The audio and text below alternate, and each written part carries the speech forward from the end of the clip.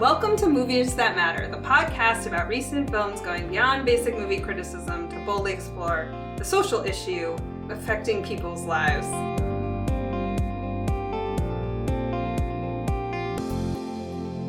I'm Nicole, and your hosts today are...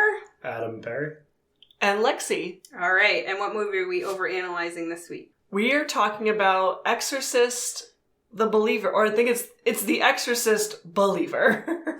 I actually pointed to you because I've watched so many of these movies, I did not want to say the wrong Exorcist title because they're all very generic, and I just switched the around. Yeah. So when two girls disappear into the woods and return 3 days later with no memory of what happened to them, the father of one girl seeks out Chris McNeil, who's been forever altered by what happened to her daughter 50 years ago. Yeah, it's been 50 years. All right, what did you think? It was... So, I liked the first half, and then the ending got weirdly cheesy with the writing, and I think it started off in a good place, and then it kind of tanked, and so it left me with in my mouth at the end. Okay. What did you think? I thought it was really bad. And bad in a number of ways. Like, I don't want to crush it too much because it's not interesting enough to be a bad movie anyone should watch. But I agree that there were parts at the beginning that were cool looking. I thought the place setting was good, but it's in every way just seemed like a failure to me in terms of just no plot, the acting was fine, but they were given nothing, no story of any kind. The Exorcist or exorcism scene, I guess, that was felt like the last 45 minutes of the movie was just terrible. I almost fell asleep in the theater. And I kind of really didn't like it. And I don't want to I don't want to crush it too much in terms of it not being an interesting failure of any kind. It was just it seemed like a total disaster to me. Yeah, and I think Leslie Odom Jr. is great, but I do agree. If the script is only okay, then the actors are going to only be okay. Nothing. Poor Ann Dowd in that movie. Yeah. Or Ellen Burstyn. Why talk about the absolute wrong way to do a legacy movie? Where why was she in that movie? Oh, you're talking about Christine? Yeah. Why? What? No, I totally agree. It made no sense. Yeah. I do agree that it's nice that they find the book and that helps them at least on a path to move forward with the plot. But I do agree, there was no reason for her to be there. There was no reason for this side plot of how her daughter's estranged from her. That, they could have just had the book and the reference to her, and that would have been totally fine. It would have made any difference. Oh, yeah, that just being the only time she was in the movie would have been awesome. Or maybe just, one scene. And I saw it at 11 in the morning because I was I had pushed my planned time to see it, got messed up for a couple of times, so I kicked the can down the road. I ended up seeing it in a theater by myself. I guess the only scary part, and we'll get into that, whether or not this movie is scary, but the only scary thing for me was I was sitting on an aisle, and I kept thinking that a backwards hand walking person, as a joke, might walk into the theater, because I saw it at the gallery place, and they have a penchant for gags, they red balloons at it and stuff. So interesting. But I don't think they were bringing out the stops for the 11 a.m. 11:15. But not unless it's for a TikTok video, right? But I was sitting and watch. I guess her scenes kind of feel like they're in the middle of the movie, mostly, and then she's kind of gone. And I was just what are we talking about? The Chris McNeil. Oh, okay. Right, and they get rid of her in such a weird way, and I'm just I know, it's why this is she makes here? no sense. It's funny. Well, I think also Jake I saw it with my husband Jake, and I think he made a comment about like the whole scene of them when they first meet her and she comes to the house and they're like walking through the house and she like wanders off and he was like, why would she do that? Like, this is so dumb. Yeah. Like, she has the experience. It makes no sense. And like they kind of wasted that house was so cool. Yeah. Like a lot of like sort of like the camera's like I guess at the end of the hall and people are walking in this sort of like open plan hallway. There's like rooms on either side. They were really like doing a lot with that, and it just like wasn't scary ever. I'm such an easy mark for scary movies, and I was not scared a single time. I know. I think with sometimes modern horror, like I'm mostly covering my ears because I hate the sudden sound burst. But like if that's it, then I'm not like it's not actually scary. Versus like some actual tension. I think that they did a good job with like the makeup was fine and like it was that creepy. Was cool. Yeah, and like, just holding on it too, like it was just like what it was. I thought really worked. I honestly thought the two girls did a pretty good job. They were great. Like them and them together was a really good like highlight. Like I think the beginning of like them wandering off, the setup, and like even the prologue in Haiti and all of that stuff was good. I think it kind of took a turn. Trying to think of what exactly point it took a turn. Yeah, but when did they go wrong? Because it wasn't like I wasn't the whole time thinking like this is awful. Right. I think there was definitely a turn. Because I saw it like right when it first came out, so it's been like over a half a month for me since I've seen it. But I think because then also the neighbor kind of comes in a little bit more, and she was fine.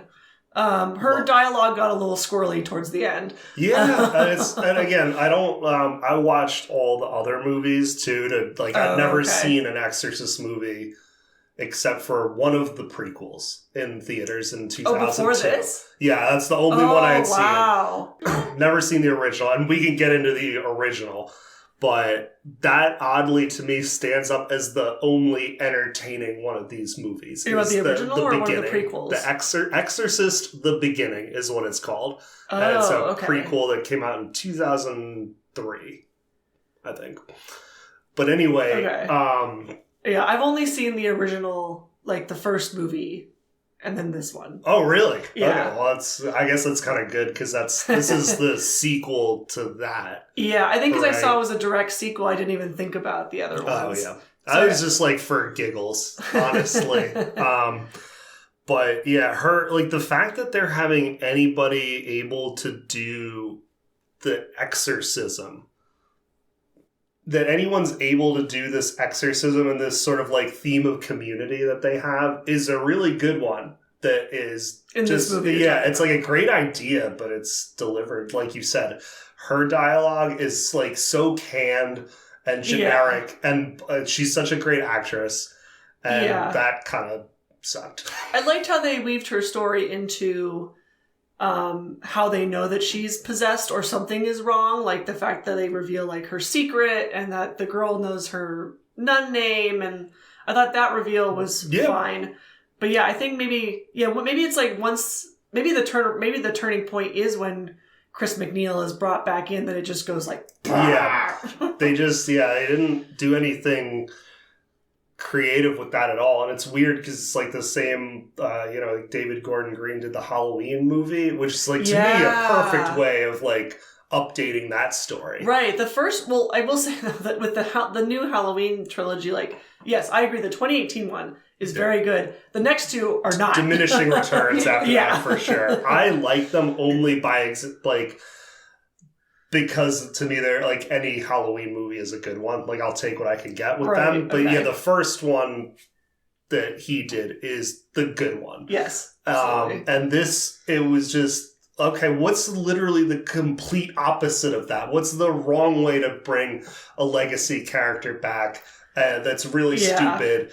And it's also not a scary movie. There's nothing shocking about it at all. And I think what's also, like, in terms of talking about previous iterations of this series, like, yeah, for the first one, I will say the first Exorcist, I don't find scary. It's not scary. Like, part of that could be just like, it's been 50 years. We're used to different stuff as viewers. It's a different time period.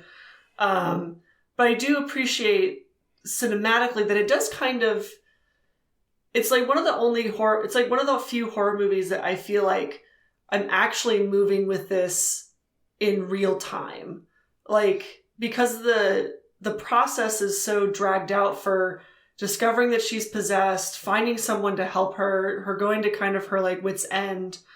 Like, it makes for good storytelling because you like really feel like how at the edge she is, like as a mother trying to like feel with her daughter. But then this is kind of so quick because it's like, once they find the book, it's like, woo! that scene, the exorcism scene, should have been maybe like, if I wish I honestly had timed it because it felt so long, but I wish they had cut out that and done more, like maybe even just aped the arc of the original movie completely, because at least that's good from a storytelling standpoint. Like if there's more discovery with what's going on. Because like the dread part, you're right, like those were like the unselling parts of the movie in the beginning where, particularly the single dad, I thought that storyline, by the way, was really great. Where it's like that was like his secret, and like that whole reveal was very good. That was the most excellent part of the second half, and maybe the whole movie. And again, I think his sort of like very understated performance, where like you kind of believe that he's not scared of this stuff because he's like,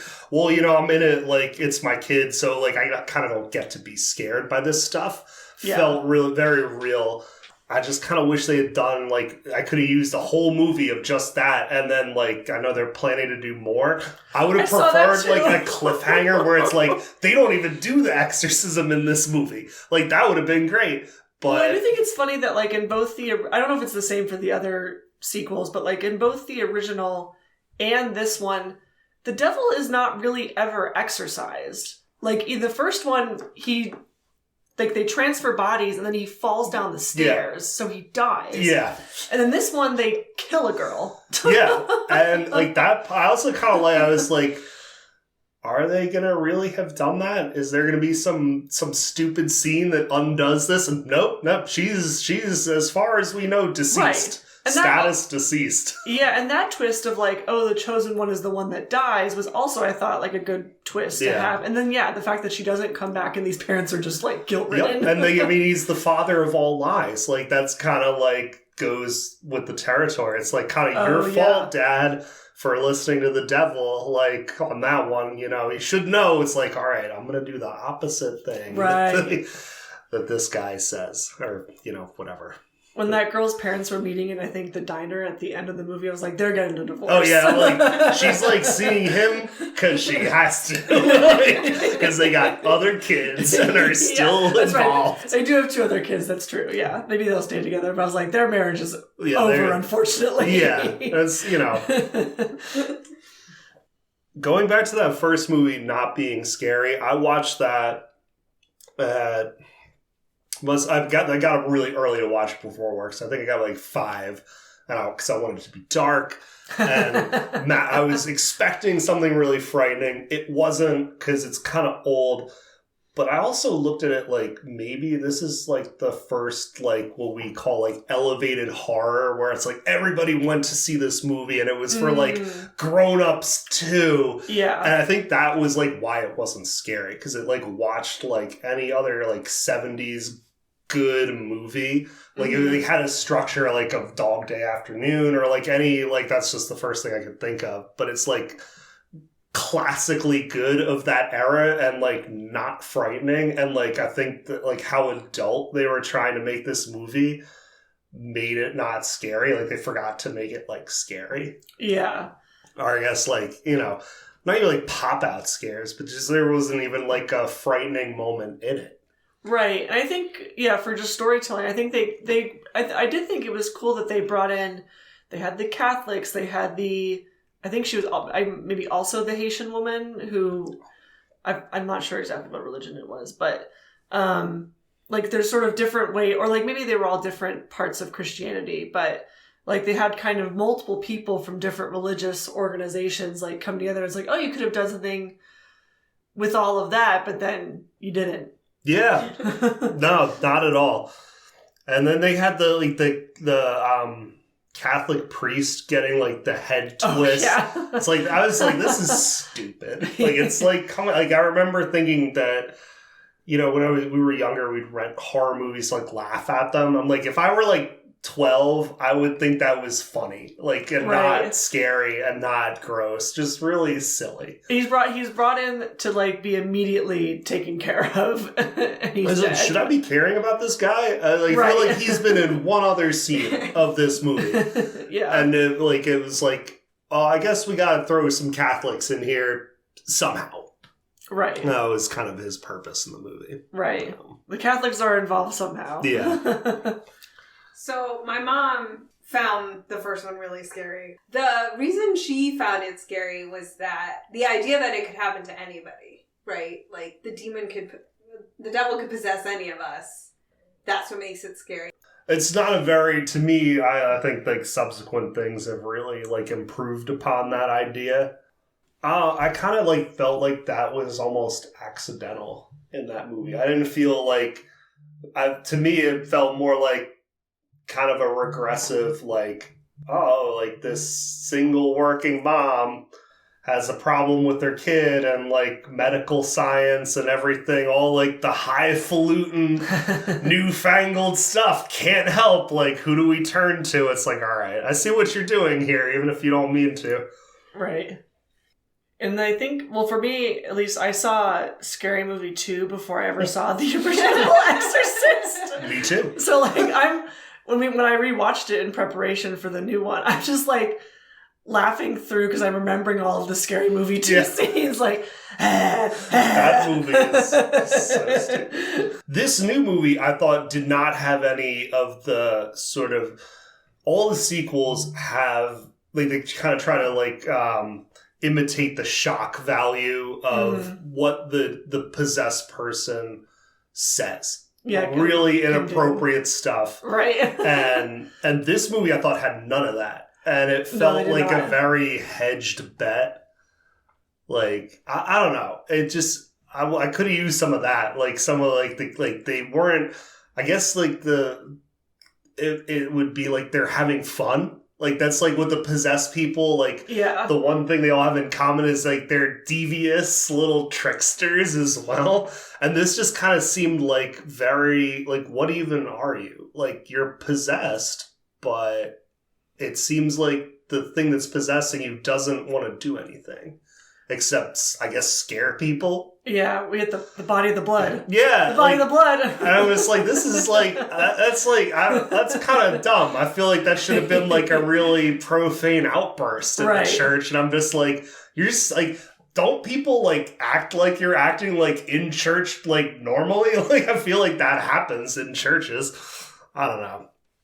Yeah, it's like, either you go like the silly route or you go like more hardcore scary, and it kind of landed weirdly in the middle. Yeah. I found it more creepy because of the way, I do think that the two girls did a good job, and like they're more creepy, but there's not really a lot of tension built. There's like no devil either. I feel like that's really like out to do anything. There's no stakes to the movie. Right. It's really just about the two of them. Yeah. Well, I guess in the original Exorcist, it's just about her as well, about Reagan. I guess, but I guess I think that's not what was scary about that movie either. Right, it's yeah, exactly. The devil, like, the trailers for this movie I thought were, like, really good. They kind of set up this, like, you got Ann Dowd's voiceover about, like, what do you think evil is? It makes me think that, like, something might, like, happen that, like, if this movie were true, somewhere away from where I was, that there would be consequences for me. You know, like that there is like some sort of like plot or like evil plan. And there just wasn't anything like that. That other than, I guess, tormenting the family is... Yeah, it's very concentrated in the family. They didn't seem to want to like live in, like the devil didn't want to like live in their bodies. I was like, what's happening here? That could, like, sum up this movie as, like, it didn't know what it wanted to do at any point. Right, because even thinking about, like, the matter in movies that matter, I was like, there's nothing here. There is literally nothing there. It's, like, maybe a PSA on how not to make, like, a legacy sequel, but other than that, like... Yeah, I think... Yeah, The Exorcist is... Yeah, I think it's like one of the first horror films to like be nominated for an Academy Award, or maybe specifically Best Picture. And I think like we were talking about, it's due to the storytelling, not like the fear aspect of it. And especially like compared to so much great modern horror that we've had, this is just like falls really flat. Yeah. It doesn't rise to the level of like basically any recent kind of like good horror sequel that, you know, like that are aware of what they should be giving the fans. Like, and I'm like, who is this movie for, really, when you think about it? You know, it's been a really long time since there's been like 20 years, I think, since an Exorcist movie has been out. And it just like doesn't seem like anyone really like wanted this movie, and like nobody got surprised into thinking they wanted it either when it came out and was, I guess people kind of want to see it. It's not doing great, but it's not a huge bomb. Well, I did look at the box office before I came here because I was curious, and so yeah, it's been out for probably like a couple weeks now, and it's made like over $100 million. And worldwide, right? I'm going off of Wikipedia, so I assume that's worldwide. Yeah. But the budget was only $30 million. However, they paid $400 million for the rights to these movies. Oh, okay. Which is like, that's it, like, by any stretch, that's a lot of money. Like, yeah. You know, particularly when you're like, it hasn't, I think some old person made that decision based on the first movie making, like, I guess adjusted for inflation or not, like $500 million. They're like, oh, well, we could do that 50 years later. No. Are you sure? Because I don't think so. But what do I know? Yeah. And I feel like this movie exemplified where I feel this sometimes with sequels to either big franchises or, you know, popular movies that are now getting a sequel for whatever reason. Like, if you took The Exorcist out, like the name and like the brief history out of this movie, like you couldn't even tell. It's just like any other movie. Yeah, you have nothing. Like, you've done less than nothing. Like, yeah, like there's no point in this IP really being here. No. And the movie can't stand on its own. No, not at all. And like, I love IP. I love sequels. I'm here for it. I trash it when it's bad, but it's like I don't look down on it at all. I'm usually like excited for if it's good. Yeah, and for the reason I wanted to, like, I was like, cool, let's do this movie, is because I hadn't seen the other ones, and I was like, oh, I have like there's like 5 movies I get to make a point to watch. It's gonna be really fun, like almost like time traveling, you know, like through all these like eras of weird sequels. And this one was maybe not the worst, but like 5 out of 6. For sure. Compared to the other Exorcists? Yeah. Oh, okay. 2 is worse. Okay. That's the worst one. Wait, and what number is the one that you said that you liked the most? The beginning? I mean, I'm going to be real. The first one is the best. But the other one, the prequel, the beginning, is quite good as well. Okay, I'll check that out. I wonder, though, like, is part of the problem that, like, the idea of exorcism or possession, like, as we've become, like, much less of a religious country, like, does this just, like, not hold any meaning in 2023 versus 1973? I think it really depends. Okay. Because I think it depends on the rest of the movie. Or, like, what kind of vision you're crafting. Because, like, even just recently you have... I guess it's not really an exorcism movie, but it's like somewhat related, like the Hercule Poirot, A Haunting in Venice.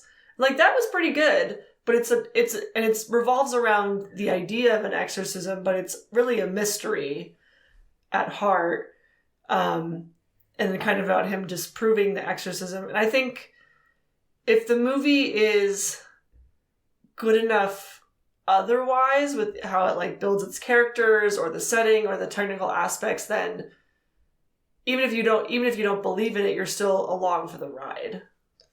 Yeah, I would say like the religious aspect of it is kind of what like kills it, right? Because you have like Insidious, to name another franchise that kind of does this, but it's very like secular, right? And it's about how like there's just ghosts, which are, I think, by definition, like kind of like religious, right? Like it's like not to any doctrine, but it's like you believe in something other than science if you think ghosts exist. Like, I guess that's how I'd put it. You're a spiritual person, and or like they're based in a person who died, and like the ghost is coming back. And it just like, I think when you kind of like make it a little simpler, it's better and scarier, and people respond to it. And this movie tried, I think, very much to distance itself from organized religion, but was also, it's an Exorcist movie. How can you do that? And I think that was like the real failure, was like it couldn't quite reconcile. Yeah, and I think the Catholic tradition exorcism movies work if you're setting it in that older time period where like, oh, it's a time period piece, and so you gotta go all in with like priests and Bibles and stuff. You know, it's like that's who does exorcisms in these. Like, I mean, you know, in the world of these movies, you know, it's like kind of like, I don't know. We still have the Catholic Church. Like, why does it have to be a period piece? I think to your point that because we become so much less religious, when you go back in time to when you know that people were more religious and more influenced by the church, that, it becomes that like time period piece that is more believable, and you're able to like get into it in a different way than just like Catholicism today. Yeah. Well, I mean, no one's really going to bankroll a movie about like the Catholic Church, right, anymore. I don't think. Like set in the modern day. I feel like the last like wave of these movies that was like any kind of successful was around the millennium, when it was like the devil is Y2K.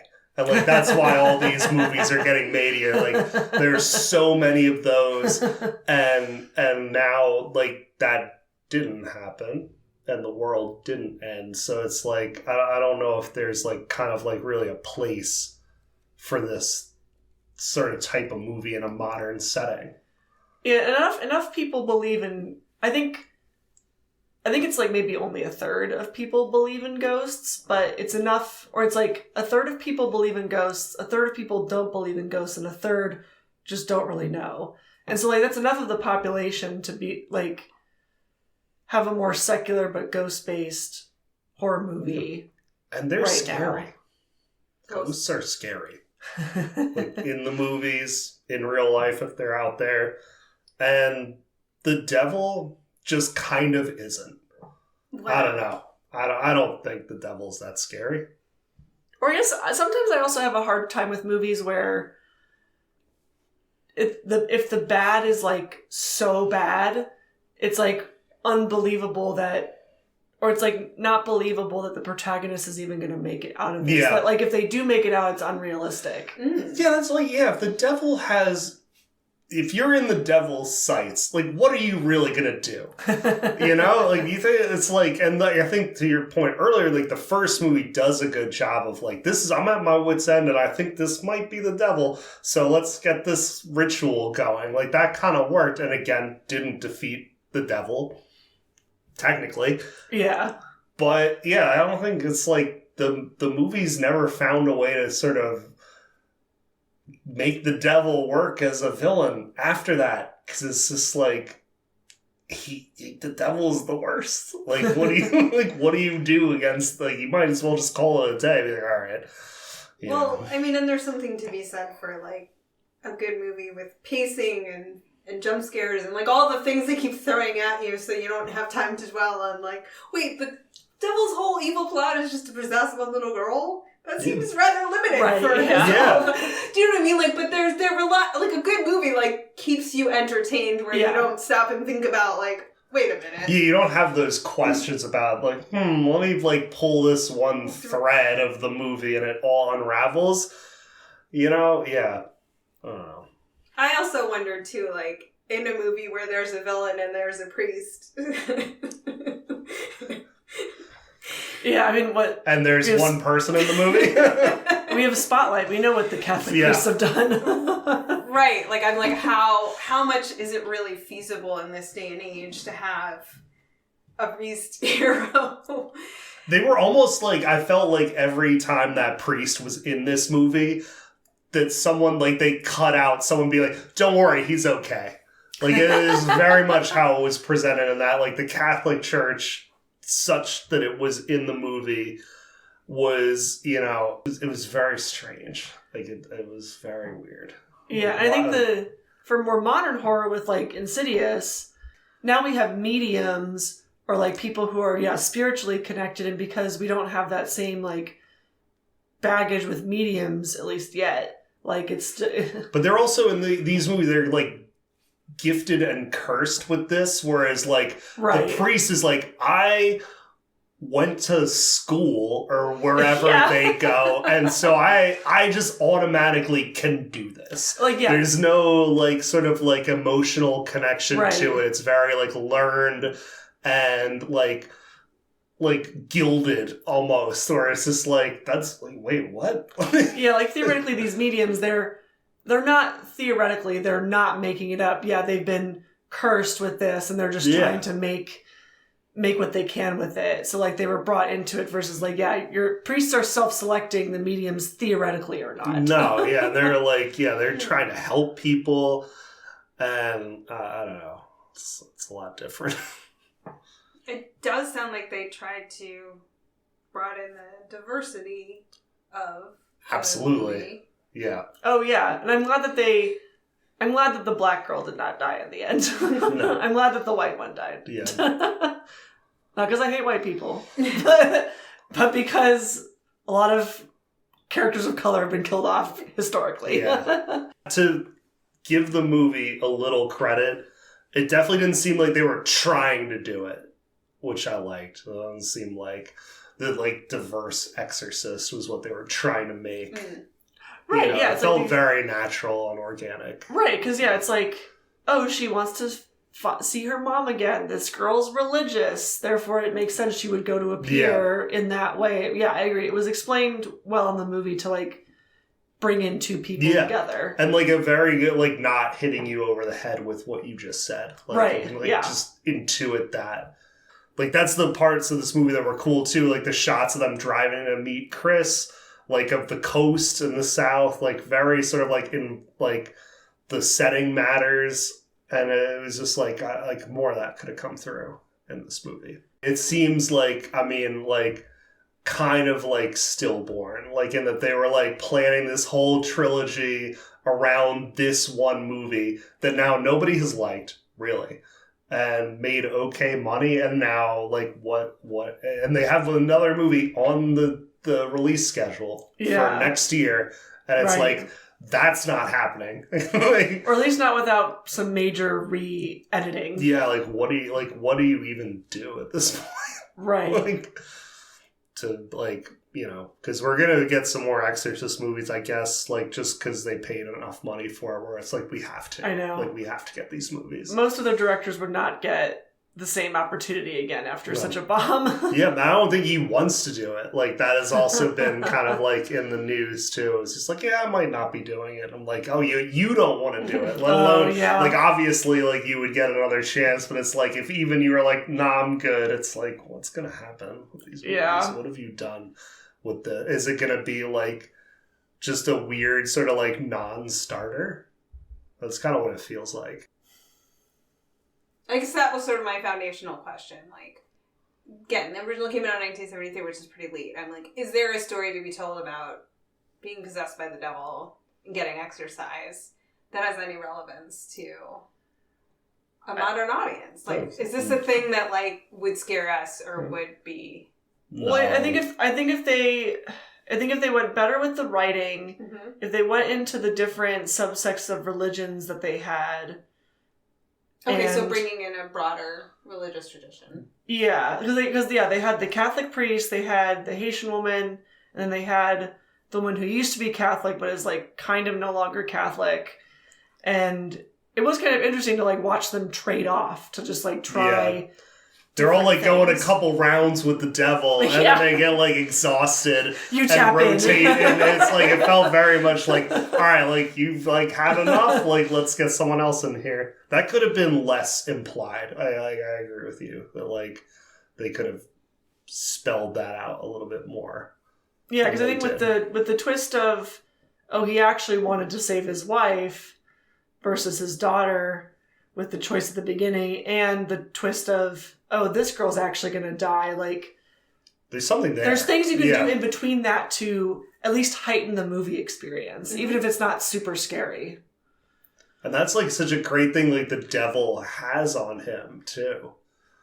You know? Yeah. And I just think it kind of like, it didn't land enough. It's a great idea. Okay. But they didn't do enough with that. Honestly, like, I'm of two minds asking that question, because it's like, on the one hand, like, you know, like, you gotta believe in ghosts, you gotta believe in things that come through the TV, like, all of horror is based on a series of, like, totally unrealistic propositions for the most part, right? So, like, why should, like, an exorcism and devil possession be the step too far, or the thing that's out of date? I don't know. Because of how real, like, people insist that it is. Like, that it's not... I think there's like kind of like a nebulous nature to all that other stuff where like the like real hardcore Catholics like believe in the devil, and they believe not maybe in exorcisms, but like they like, you know, if they interrogate it, maybe they do believe in them. You know, it's just like this sort of like the doctrine of it is just so rigid and so like it's real that I'm like, no, it's not. Like, get out of here.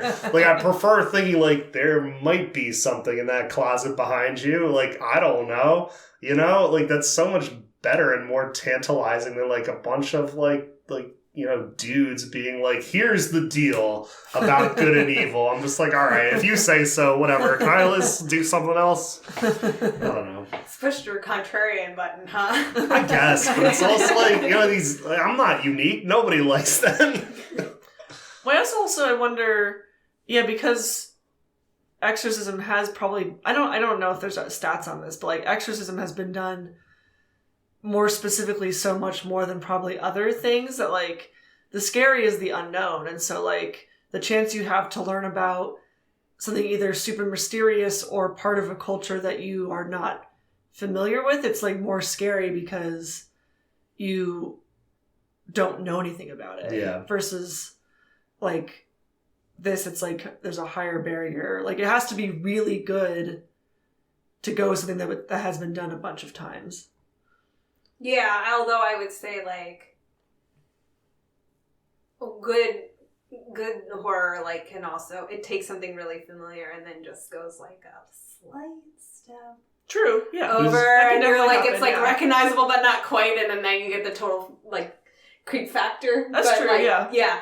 No, I totally see your point. You get into the weeds, though, is that, like, possible with such, like, an institutionalized idea? Like, are people that are making these things too afraid to do what you just said, you know? Like, it has, like, to be an Exorcist movie, you kind of have to be like, there has to be, like, an exorcism and the devil that, like... The Catholic Church has to approve it. Yeah, and it's just, like, that. It's just such a, like, you kind of, like, narrow your, like, what you can do so much with that as a kind of guiding rule, which I think we see with this movie, because they try to escape it. They try to not do that. But at the end of the day, it's like an Exorcist movie too. And they can't like run out from that shadow, I think. And like in like the worst way, like the result, and you know, I will say, like, talking to you about this has made me more curious about the movie. And like, I probably will watch it again. But like it still sucks. Like, it's still like not good. I'm not like as down on it. Like when I showed up here, you can again, this is bonus feature material. But like I was like all day I was like, I cannot wait to crush this movie. And like now I don't feel that way as much. Like it's still a disaster, but it's like at least like interesting me more. The second half was very bad. Yeah.